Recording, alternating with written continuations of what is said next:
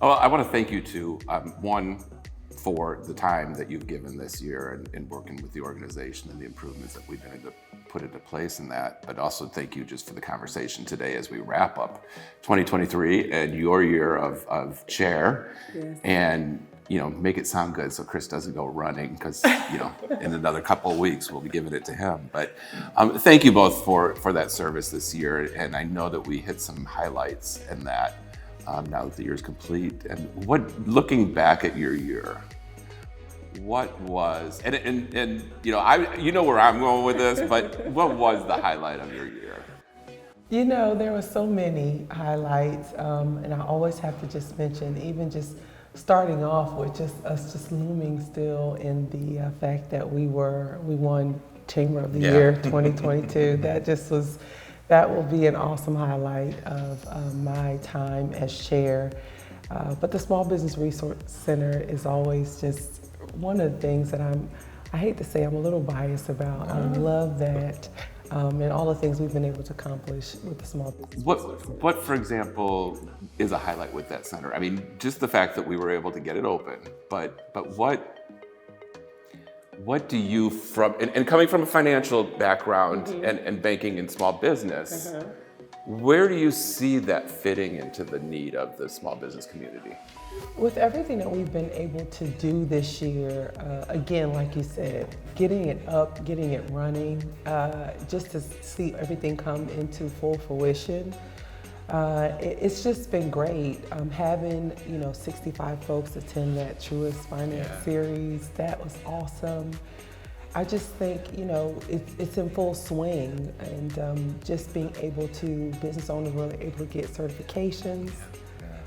I just have really, really loved to see just all that we set out to do for the Resource Center. It's just up and going, and it's running, and business owners are being helped. Good. Yeah. Moving the business community forward in a great way. Yeah, and I think that's the thing, and I think that there's got some great potential for it, because we have had successes, but I think that there's more partnerships that we can make with that. And Chris, looking at that Small Business Resource Center and your role with Snapping Shoals and being external relations and that, how do you see that fitting in with the business community as a whole? I see it already. I think the thing that surprised me most, we were so proud to do that and how we got through it, but how quickly it has taken off. Things like that typically take a little while to come up to speed, and it hit the ground running. And I look back at all the different things we were able to accomplish this past year, the number of people that passed through there. I think the sky's the limit next year. I'm curious to see what a full year's worth of operation looks like. Because as the chair, what do you think our next steps are with that center? I think continuing to promote it, especially with the small businesses. One of the things I really thought was neat was hitting some of the basics, that people that have business ideas and they want to start something, they get it up and running, but they've maybe not covered enough of the basics to be able to participate in federal contracts or state contracts or other things. There are I's that need to be dotted, T's that need to be crossed, and I think we facilitated a lot of that, helping people to level up their small businesses. So I look forward to more of that. And then just people that are interested and have that idea and are looking for a place to incubate these ideas. I think the sessions that we're doing and the programs that we're putting on really are going to allow them to fly. Yeah. And we've got to, I'm so grateful for the partnerships. Kaiser Permanente at our Women's Empowerment Summit last year donated some funds, for that Small Business Resource Center, and it was, just that those partnerships are. It's nice to see the larger corporate players in Henry County give back to the ones that are coming up underneath them, and I'm a firm believer there's plenty of food at the table for everyone, so it's nice to watch everybody participate and help out. I think it's also interesting to see some of the the partnerships that they've created. And so, Kaiser and some of the others that have brought the money in and provided some of the training and that, but to take some of those businesses under their wing and mentor them and work with them on the development because they see that advantage to them. It's amazing to sit and watch. It is. Yeah, I'm excited about that. Let's move a little bit over because we did have another great year in tourism. So what, and Chris couldn't be with us, Chris Williams, but what do you remember as some of those great highlights that we did?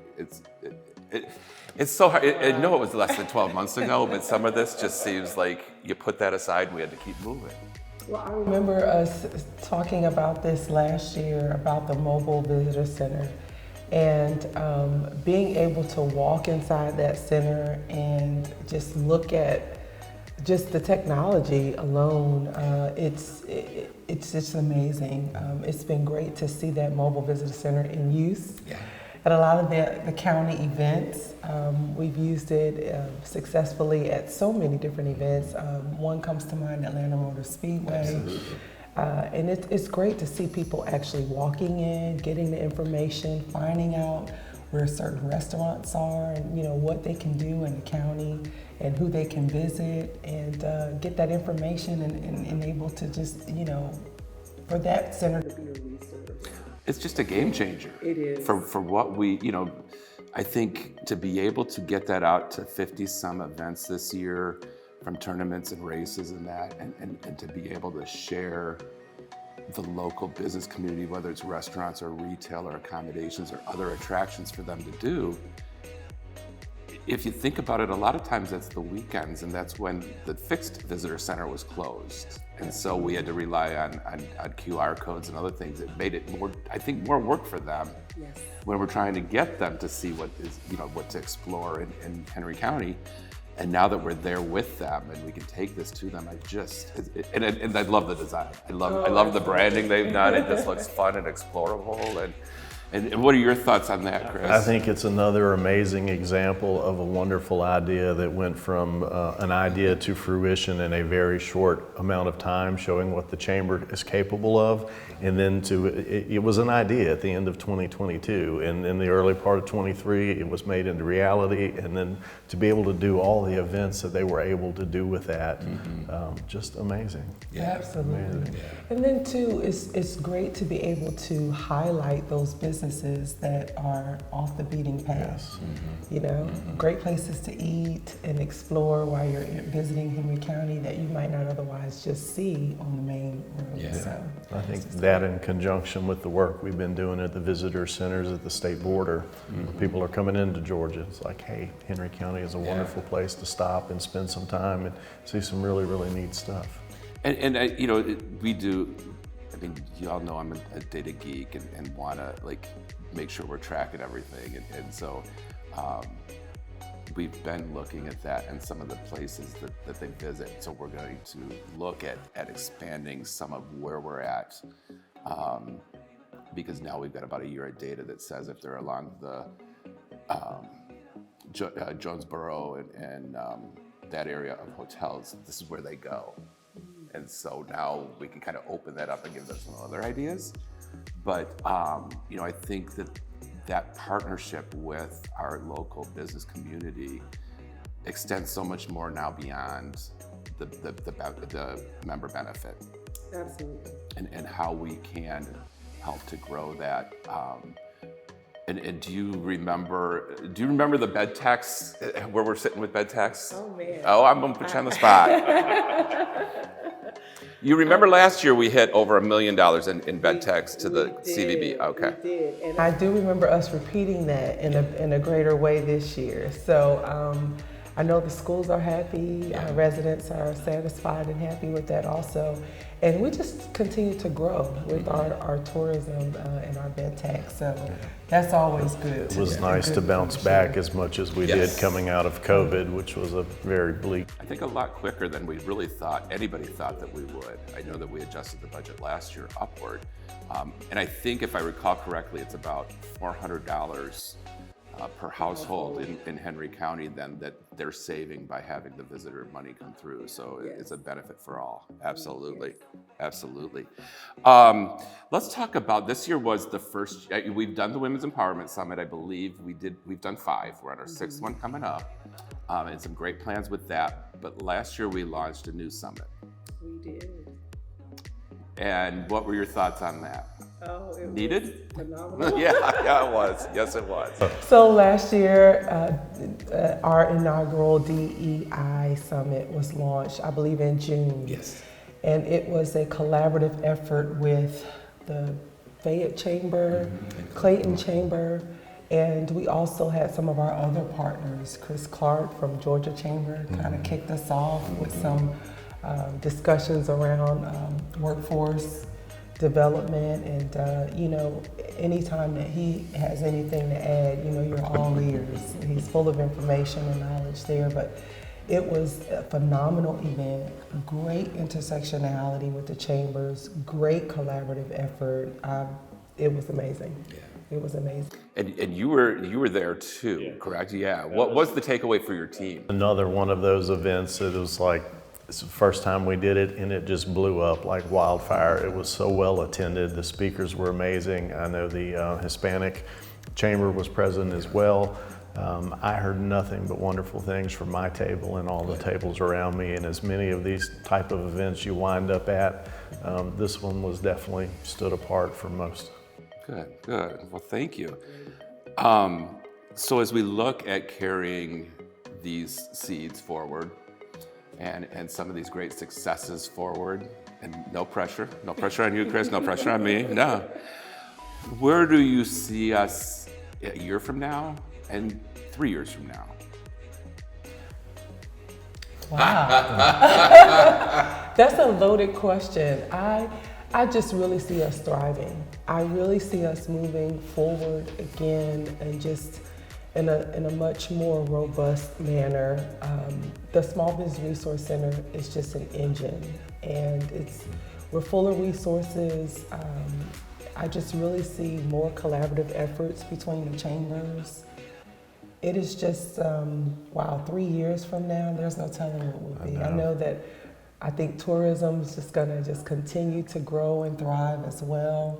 All of our initiatives have really made some significant changes in the business community in our county, and I just really am proud to see where we're going. But it's going to be great. It's going to be more, and maybe a little more than what we can handle. Well, I was just going to say, just to plant a seed, remember, we're out of offices. Right.